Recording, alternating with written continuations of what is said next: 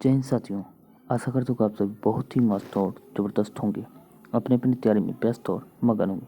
दोस्तों, जैसा कि आप जानते हैं कि SSCGD का एग्ज़ाम जो है 10 तारीख से स्टार्ट हो जाएंगे। 10 तारीख से जो स्टार्ट हो जाएंगे, एडमिट कार्ड भी जो है 4 दिन पहले डाउनलोड होना शुरू हो जाएगा।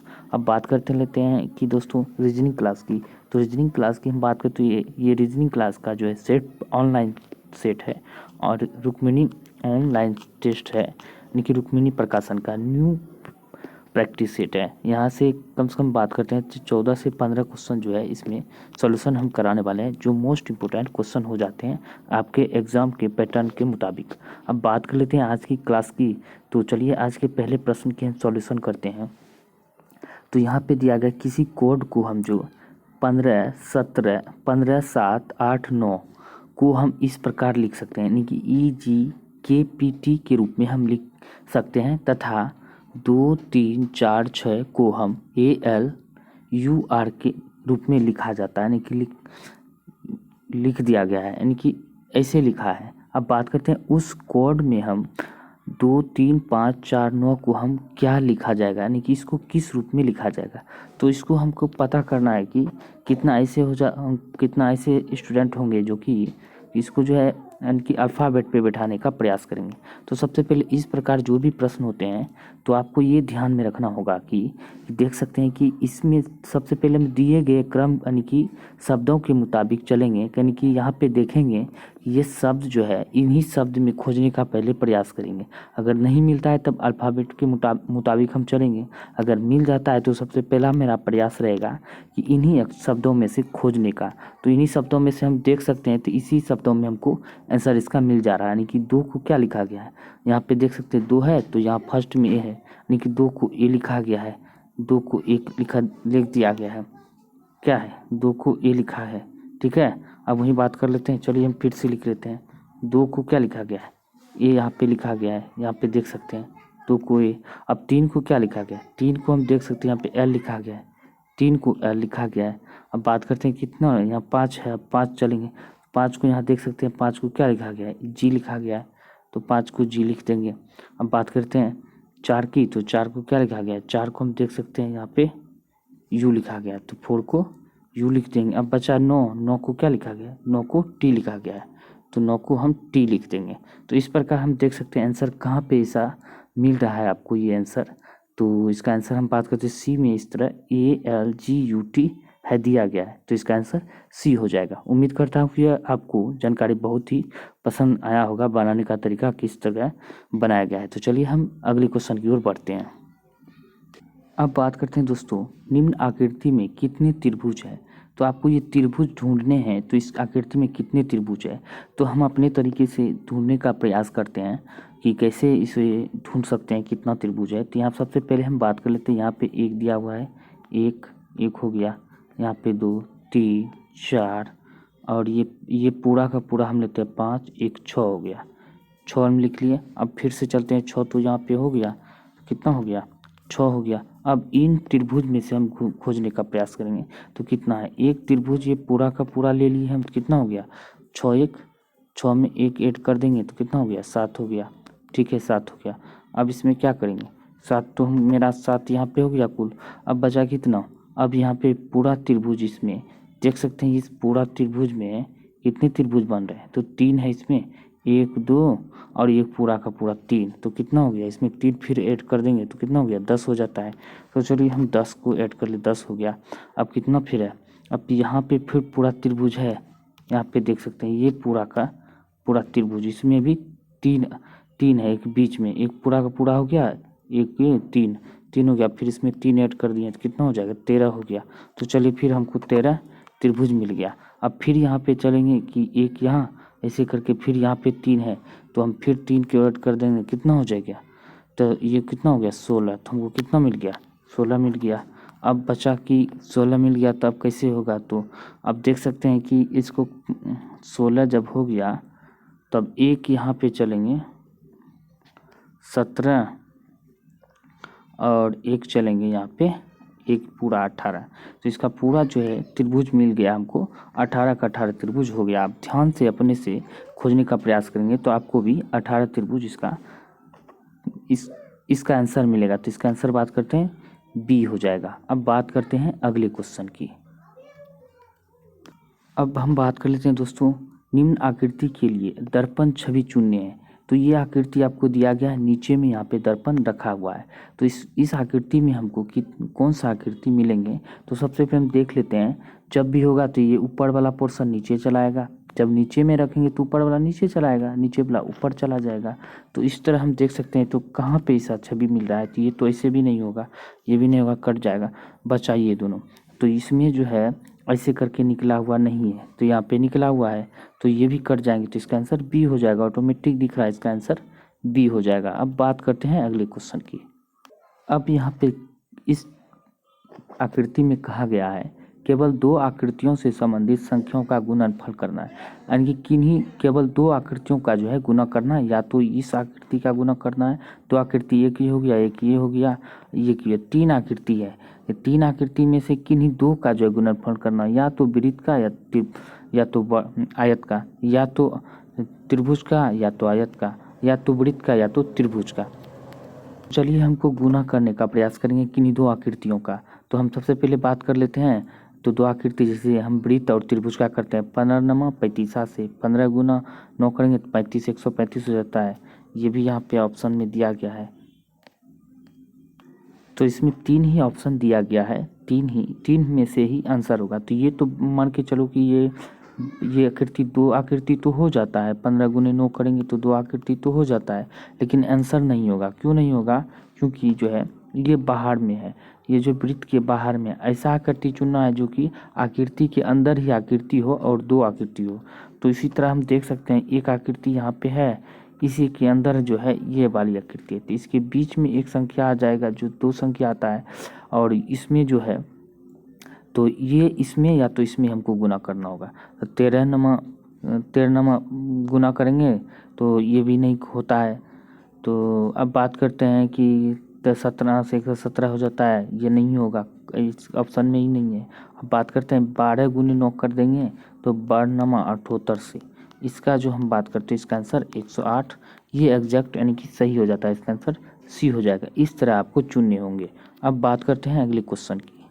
अब हम बात करते हैं निम्नलिखित श्रेणियों में अलग यानी कि अगला पद क्या होगा। तो अलग नहीं, अगला पद क्या होने वाला है। तो हम यहाँ पे देख सकते हैं। तो अगला पद क्या होगा, तो 11 में हम कितना जोड़ देते हैं तो 15 हो जाता है। सबसे पहले इस तरह हम चलते हैं, 4 जोड़ देते हैं 15 हो जाता है। फिर 15 में कितना जोड़ देंगे तो ये हो जाएगा, तो 4 ही जोड़ेंगे तो यहाँ पे 19 हो जाता है। कितना, 19। तो 19 तो हर ऑप्शन में दिया गया है, तो देख सकते हैं हर ऑप्शन में 19 दिया गया। तो इससे हमको आगे और बढ़ना होगा। तो हम देख सकते हैं के में कितना जोड़ दें तो वो हो जाता है। अब हम बात कर लेते हैं के में, तो के में हम कितना जोड़ देते हैं, तो के में कितना जोड़ देंगे वो हो जाएगा। तो के में हम देख सकते हैं 2 को जोड़ दिया जाता है। आई में फिर कितना जोड़ दें तो एम हो जाता है। आई में कितना जोड़ दें तो एम हो जाएगा। तो यहाँ पे देख सकते हैं आई में 3 को जोड़ दिया गया है, ठीक है। अब फिर कहता है कि यहाँ पे है कि ओ में कितना जोड़ देंगे तो उतना हो जाएगा। तो ओ में जब भी हमको कितना जोड़ दिया है, 2 जोड़ दिया जा रहा है, तो 2 ही हम क्या करेंगे, एक आगे बढ़ा के करेंगे। जब यहाँ पे 2 जोड़ा है तो यहाँ पे 3 जोड़ दिया जाएगा, तो कितना हो जाएगा। तो ओ में हमको आई में 3 जोड़ दिया, तो अब ओ में हम कितना जोड़ देंगे तो एस हो जाएगा। तो ओ में हमको क्या जोड़ना है, तो ओ में 4 जोड़ना है, मतलब कि 3 नहीं, क्योंकि यहाँ पे 3 है तो 1 बढ़ जाएगा। तो यहाँ पे हमको 4 जोड़ने होंगे। तो 4 जोड़ दिए तो कितना हो गया, एस हो जाता है। अब फिर एम में कितना जोड़ देंगे तो आगे हो जाएगा। तो एम में हमको कितना जोड़ देना, क्योंकि यहाँ पे 3 जोड़ा है तो अब यहाँ पे भी 4 जोड़ देंगे। यहाँ पे 2 है तो इसका 2 गुना हम जोड़ा गया है तो 4 हो गया। इसका अब 1 बढ़ा के 3 यहाँ पे है तो इसका 1 बढ़ा के 4 जोड़ देंगे तो इसमें इसका क्यू हो जाएगा। यानी कि S Q, 19 S Q answer किस में दिया गया है, तो डी में दिया गया है। तो इसका आंसर डी हो जाएगा। किस तरह हम बताएं, तो इसमें क्या है, तो इसमें 2 को जोड़ा गया है, 2 को, और फिर इसमें भी क्या करेंगे, इसका 2 गुना कर दिया है 4, तो कितना हो गया, तो 4 इसमें 2, इसमें के में कितना जोड़ दिया है तो 2, तो वो हो गया। ओ में आप कितना जोड़ेगा, तो 4 जोड़ रहा है तो कितना हो जाएगा, ओ में जब 4 जोड़ रहा है तो एस हो जाता है। उसी प्रकार हम फिर से समझने का प्रयास, आई में कितना जोड़ दिया है, फिर से हम करते हैं। तो आई में अब क्या किया गया, आई में कितना जोड़ दिया, एम हो गया है तो 3 जोड़ दिया गया। अब एम में कितना जोड़ा जाएगा तो एस, यानी कि क्यू हो जाएगा। तो क्यू होने के लिए इसमें यहाँ पे एक यानी कि एक बढ़ रहा है, यानी कि इसका जो बढ़ते क्रम चल रहा है, चार जोड़ दिए हो गया, तो इसमें भी हम चार जोड़ दिए, ऐसे करके चल रहा है। तो उम्मीद है कि यह जानकारी बहुत ही पसंद आया होगा। तो वीडियो को लाइक करें, शेयर करें, चैनल को सब्सक्राइब जरूर करें, और बताने का तरीका कैसा लगा तो वीडियो के नीचे एक कमेंट करें, कमेंट कर जरूर बताएं। अब बात करते हैं अगले क्वेश्चन की। अब बात करते हैं, यहाँ पे डाटा दिया गया, यानी गणितीय ऑपरेटर के अनुक्रम का चयन करें जिसे अनुक्रमिक रूप से दी गई श्रृंखला के रिक्त स्थान में व्यवस्थित किया जाता है तो श्रृंखला पूरी तरह से पूर्ण हो जाएगी। तो कौन से श्रृंखला इसको व्यवस्थित करने में, कौन सा ऑप्शन इसमें चुनने के बाद इसका श्रृंखला जो पूर्ण हो जाएगा। तो चलिए हम इसको एक बगल से, यानी कि शुरुआत से जो इसको नंबर को, यानी कि ऑप्शन को लेते हुए, इस तरह के क्वेश्चन आपको ऑप्शन ही लेके बनाने होंगे, तभी आपसे बनेंगे। तो पहला नंबर ऑप्शन लेते हैं हम। पहले नंबर की बात करते हैं, 2 + 5 - 2 + 6 और बराबर 11। तो हम यहाँ पे देख सकते हैं, तो ये जुड़ जाता है, 6 × 5 = 11, 2 = 13, 13 में -2 कर दिए, बराबर में 11 है। तो यहाँ पे भी 11 बराबर 11 हो जाता है, यानी कि पहला ऑप्शन ही सही है, यानी कि इसका आंसर ए हो जाएगा। अब बात करते हैं अगले क्वेश्चन की। अब हम बात करते हैं, यदि ए बी से लंबा है परंतु सी से नाटा है, तथा बी उतना ही लंबा है जितना डी है परंतु ई से लंबा है, तब डी है, तो तब डी क्या है। तो इसके बारे में हम सबसे पहले हम बात करेंगे। जिस तरह हम बनाने का प्रयास करते हैं, जिस तरह हम बनाते हैं उसी तरह बनाने का प्रयास करें। इस तरह के क्वेश्चन इस तरीके से बनाने से, जिस तरीके से हम अभी सॉल्व करेंगे, तो आसानी से बन जाएंगे। किसी तरह की किसी भी प्रकार का ये क्वेश्चन हो तो इस प्रकार बन जाएंगे आसानी से। तो चलिए हम कैसे बनाते हैं। सबसे पहले हम देख लेते हैं, ए बी से लंबा है, तो हम ए को क्या करेंगे, ए जो यहाँ पे लिख दिए, ए जो है बी से लंबा है, यहाँ पे बी से लंबा कर दिए थोड़ा सा, ठीक है, ए बी से लंबा है। अब कहता है सी से नाटा है, यानी सी से नाटा है तो इसका मतलब सी जो है ए से बड़ा है, तो सी हम बड़ा कर दिए। अब यहाँ पे क्या कह रहा है, सी से नाटा है तो कर दिया, तथा बी उतना ही लंबा है जितना कि डी है, तो इसका मतलब बी और डी बराबर है। तो यहाँ पे देख सकते हैं बी और डी दोनों बराबर है, ठीक है, हम बना दिए। ये ए जो है थोड़ा लंबा है। अब बात करते हैं कि डी इतना ही परंतु ई से लंबा है, तो क्या है, ई से लंबा है, तो इसका मतलब ई सबसे छोटा हो जाएगा। ई यहाँ पे लिख दिए, यहाँ पे ई लिख दिए, इस तरह हम लिख दिए, तो ई सबसे छोटा हो गया। अब कहता है तब डी है, तो डी क्या है, तो डी ए से नाटा है। जब ई यानी कि बी डी दोनों बराबर है तो डी क्या है, ए से नाटा है, तो ए से नाटा है, इसका आंसर डी हो जाएगा। अब बात करते हैं अगले क्वेश्चन की। अब बात करते हैं हम, एक ही पासे की दो अलग अलग स्थितियां दर्शाई गई है, दो बिंदु वाले पृष्ठ के विपरीत फलक पर बिंदुओं की संख्या कितनी होगी। तो दो का विपरीत चुनना है हमको। तो दो का विपरीत कौन सा है, जैसे कि आप लूडो गोटी में छक्का का प्रयोग करते हो, उसी प्रकार ये छक्का दिया हुआ है, तो उसमें हम देख सकते हैं इसे निकालने का एक तरीका और है। अगर दो का विपरीत पूछ रहा है, यहाँ पे दो दिख रहे हैं, तो दो तो दिख रहा है, तो एक भी दिख रहा है, तीन भी दिख रहा है, एक भी दिख रहा है, तीन भी दिख रहा है, ये तो दोनों ऐसे भी नहीं होगा। अब बचा अगला कौन होगा, तो हम यहाँ देख सकते हैं 5 3 4 भी दिख रहा है, तो चार बीच में चार दिख रहा है लेकिन एक नहीं दिख रहा है इसमें, तो दो नहीं दिख रहा है, एक तो दिख रहा है, तीन भी दिख रहा है। तो इस तरह हम देख सकते हैं कि 4 और 5 दोनों, 5 भी नहीं दिख रहा है, तो इसमें कन्फ्यूजन हो जाता है। तो चलिए इस तरीके, अगर एक तरीका ये भी होता है कि जो दिख रहा है वो तो होगा नहीं, तीन ऑप्शन कभी कभी ऐसा दिया होता है, वो तीन आपको दिखेंगे, एक नहीं दिखेगा, इसका मतलब वो आंसर हो जाता है। तो अभी इसमें क्या, इसे करना क्या है, तो हम देख सकते हैं 4 का विपरीत 2 दिया गया, यानी कि 4 का विपरीत क्या है, 2 है। और बात करते हैं 4 का विपरीत जब 2 है तो 5 का विपरीत, यानी कि 5 तो दिख नहीं रहा है, अब 3 दिख रहा है, 3 का विपरीत क्या हो जाएगा, तो यहाँ पे देख रहे हैं 5 है, तो 5 का विपरीत क्या हो जाएगा, तो 5 यहाँ पे दिया गया है, लेकिन 5 का विपरीत 1 हो जाएगा। जब इस साइड में 5 है तो इस साइड में 1 है, तो 5 का विपरीत 1 हो गया। अब बचा क्या, अब बचा 3, 3 का विपरीत ऐसे भी पता चल जाएगा क्या होने वाला है, तो जब 4 निकल ही गया, बचा 1, तो 3 का विपरीत 6 होगा। तो हम इस तरह निकाल सकते हैं 4 का आंसर क्या होने वाला है, तो 2 का विपरीत क्या होगा, 4, तो इसका आंसर डी हो जाएगा। इसी तरह आपको निकालने होंगे, इस तरह आपको सोच समझ कर निकालेंगे तभी आसानी से निकल जाएंगे, दूसरा कोई तरीका है ही नहीं। अब बात करते हैं अगले क्वेश्चन की। अब हम बात करते हैं उस बेन आरेख का, मतलब उस बेन आरेख की हम बात कर लेते हैं। चयन करें जो दिए गए वर्गों के समुच्चय के बीच के संबंध को सर्वोत्तम ढंग से निरूपित करता है। तो उस वेन आरेख का हमको पता करना है। तो कौन सा वेन आरेख है, यानी कि पत्रिका है, मूवीज है, पुस्तकें हैं। तो हम यहाँ पे देख सकते हैं, तो पत्रिका जो होता है, पत्रिका यहाँ पे लिख दिया, पत्रिका है, ठीक है। अब इस पत्रिका किसके अंतर्गत आ जाता है, पुस्तक के अंतर्गत, यानी पुस्तकें के अंतर्गत जो पत्रिकाएं आते हैं, तो ये हो गया। अब मूवीज तो सबसे अलग है, यहाँ पे हो गया। इस तरह आकृति कहाँ में बन रहा है, तो ए में बन रहा है, तो इसका आंसर ए हो जाएगा। आप इस तरह इसे निकाल सकते हो, यानी कि दोनों पढ़ने की चीज़ें हैं, तो ये तो दोनों ऐसे भी अलग हो जाता है, दोनों पढ़ने वाले हैं, और ये तो दिखने वाला है। पुस्तक और पत्रिकाएं पढ़े जाते हैं, मूवीज जो है नहीं बनती, ये तो अलग हो जाता है, इसका आंसर ए हो जाएगा। अब बात करते हैं अगले क्वेश्चन की। अब बात करते हैं उस अक्षर का चयन कीजिए जो निम्नलिखित श्रृंखला में प्रश्न चिन्ह के स्थान पर आ सकता है। तो प्रश्न चिन्ह के स्थान पर कौन आ सकता है, तो चलिए हम देखते हैं कौन आ सकता है।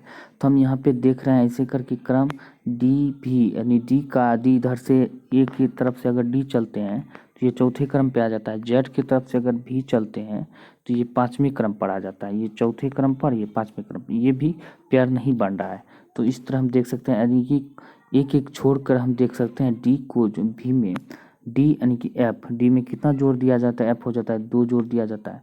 अब इसमें भी 2 जोड़ देंगे तो कितना हो जाएगा, एच हो जाता है। इसमें भी 2 जोड़ देंगे तो जे हो जाता है। अब इसमें अब आगे तो होगा नहीं। अब इसमें भी हम देख सकते हैं, तो भी में 2 जोड़ दिया है, टी हो जाता है। फिर इसमें भी 2 जोड़ दिया तो आर हो जाता है। आर में भी 2 जोड़ दिया जाता है। अब 2 2 का चल रहा है, तो इसका मतलब 2 जोड़ देंगे तो पी हो जाएगा।